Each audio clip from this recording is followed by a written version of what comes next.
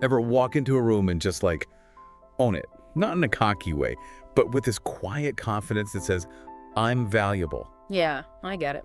So today, we're diving into how to build that kind of respect that lasts. Yeah. And you brought some really cool material that ties this back to the Stoics, those ancient philosophers. Right, and what's interesting is these sources kind of flip the script. They say it's less about getting others to see you a certain way and more about changing how you see yourself. Okay, I like that. So the first strategy is about self-care. Yeah.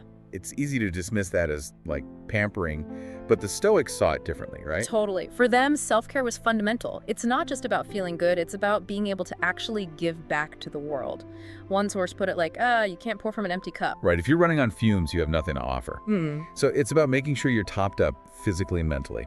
The sources talk about the usual stuff, healthy eating, exercise, but there's a big emphasis on the mental and spiritual side too. Yeah, and that's where it gets really interesting. The sources dive into mindfulness, meditation, even just spending time in nature. These aren't just trendy buzzwords, you know? They're tools to build inner peace and resilience, which the Stoics believed were essential for dealing with life's curveballs. Makes sense. And that resilience ties into the second strategy. Staying calm when things get crazy. We've all been there, right? Tensions are high. Everyone's about to lose it. Oh, for sure. But these sources say, instead of mirroring that anxiety, you gain more respect by being the opposite. Right. It's about that Stoic idea of control. Epictetus, one of their big thinkers, said, it's not what happens to you, but how you react that matters. Okay, I see where you're going with this. Yeah, so by being calm, especially when things are tough, you show you're not a slave to your emotions. You become like an anchor of stability, which people are naturally drawn to. It's like the eye of a storm, right? Yeah. Everything's swirling around, but there's this center that's calm, that's got to be powerful to witness. Exactly. And some sources even say it can, like ripple outward, calm the people around you, maybe even de-escalate the whole situation. Yeah, if you're radiating anxiety, it just fuels the fire. But calmness, it's almost magnetic. Totally. And it connects to the next strategy, which is about mastering your time. And this isn't just about like productivity hacks, it's tied to self-respect and how others perceive your value. Oh, I can see that. Yeah. If someone's clearly intentional with their time, it shows they value themselves, their energy. Exactly. One source put it this way: master your time, master your life. That sense of self-direction, it's attractive. People are drawn to those who have a clear purpose. So it's less about checking things off a list and more about being deliberate with your most valuable resource, time. The Stoics probably wouldn't be too happy with our modern obsession with multitasking, huh? Oh, definitely not. They were all about focus and being present. One source even said, by reclaiming our time, we reclaim our power. It's about choosing how we spend our energy, not letting external forces dictate it. Which makes me think of the next strategy: active listening. In a world where everyone's screaming for attention, really listening to someone is kind of rare and therefore valuable. You got it. And the sources emphasize that active listening goes beyond just hearing the words. It's being fully present, noticing body language, really trying to understand the other person's perspective. That creates a connection, a sense of respect. And would that also make you a better learner? If you can really listen and absorb instead of just waiting to talk. That's exactly where the sources take us next. Lifelong learning. For the Stoics, learning wasn't something you finish in school. It was part of a meaningful life. Like Seneca said, as long as you live, keep learning how to live. Life's the classroom. But how does that tie back to being valued by others? Well, the sources say that by expanding your knowledge and understanding, you become a more interesting person to be around. You have more to offer in conversations. You can contribute more to projects. You become a source of insight, inspiration. So it's not about accumulating facts, but about that curious mind, that open heart, always willing to learn and grow. Exactly. Yeah, it's about keeping that childlike wonder, applying it to everything. And this actually leads to the next strategy, which might seem a little surprising: authenticity. Like, in a world where everyone's trying to project this perfect image, the sources say there's power in just being yourself. That's interesting. It goes against that whole fake it till you make it thing. Yeah. But you're saying authenticity helps you stand out, be remembered. Exactly. And they give this great example of Patrick, a graphic designer. He was trying to fit this mold of what he thought clients wanted, but his work didn't really take off until he started adding his own style, even his quirks. So it was like he was trying to be a copy when he was already an original.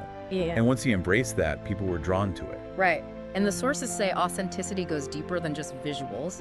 It's about living your values, speaking your truth even when it's tough, showing vulnerability. Which leads us right into the next one. Cultivating mystery. I've always found this fascinating because it seems counterintuitive. Wouldn't you want to reveal everything to make people comfortable? The sources actually push back on that. They argue that a little mystery can be super alluring. It makes people curious, want to learn more, keeps you from being predictable, So it's not being secretive, it's about having depth. Yeah. Like an iceberg, right? There's so much more beneath the surface. Perfect analogy. And it's important to remember this isn't about manipulation. It's about respecting your own inner world, not feeling like you have to overshare. One source even suggested that by revealing less, you invite people to invest more in getting to know you. That makes me think of discretion, the next strategy. Kind of similar to mystery, but with a focus on being choosy about what you share. Right. Discretion is being thoughtful about your words, your actions, recognizing they have power. There's this example in one source about an entrepreneur who was working on this big project, something totally groundbreaking, and he kept it completely under wraps until launch day. I bet that created a lot of buzz, made the launch even bigger. Exactly. But it also built trust with his team because it showed he valued confidentiality, that he could be trusted with sensitive information. The sources argue that in a world of constant oversharing, discretion stands out, commands respect. Makes you think before you speak. Weigh the impact of your words. Absolutely. And this actually leads to the next strategy, which is embracing receiving. It might sound strange that being a good receiver makes you more valued, but hear me out. Okay, I'm intrigued. How does that connect to all these other qualities we've been talking about? Well, the sources say that being able to receive help, compliments, even criticism with grace, it's a sign of strength, not weakness. It shows humility, lets others feel good about giving. It builds connection. I could see how that would create a more positive dynamic in any relationship. But it also seems really hard. It's easier to just deflect compliments or pretend we don't need help. It is. But the sources suggest that by practicing receiving, we strengthen our relationships and build a more abundant mindset. It's recognizing we don't have to do it all alone, that accepting help can be a gift to both people involved. Shifting from scarcity to abundance, knowing there's enough to go around. Exactly. And this leads us perfectly to the final strategy, which is maybe the most stoic one of all, forging resilience. Yeah. Life throws curveballs, right? Setbacks, disappointments. The sources say it's not about avoiding those things, but about learning to thrive in spite of them. That's where that stoic idea of control comes in again. Can't control the waves, but you can learn to surf. Love that. The sources emphasize that resilience is built by facing adversity head on, and they even suggest that we can intentionally seek out challenges to get stronger. Wait, intentionally? That sounds kind of intense. What do they mean by that? They're talking about voluntary hardship, but this isn't about punishing yourself or doing dangerous things. It's about intentionally pushing your comfort zone in small ways to build your capacity for discomfort. So things like cold showers, fasting, not because they're fun, but because they train you to handle discomfort, build willpower. Exactly. The idea is that by slowly increasing your tolerance for discomfort, you become less reactive to life's challenges. You develop that inner strength, that unshakable belief in yourself. And wouldn't that make you incredibly valuable in the eyes of others? Knowing that you can handle anything and come out stronger. Absolutely. Resilience is like gold in any field. It shows you're not easily defeated, you can bounce back, you're committed to growth, even when things are tough. So it seems like these 10 strategies from the Stoics offer a real path to building that presence that commands respect. But it's not about manipulating people or seeking validation. It's about a deeper change that starts within, cultivating the qualities that make you worthy of respect. Self-awareness, integrity, resilience, a desire to give back. It's like that inner work shines outward. Right.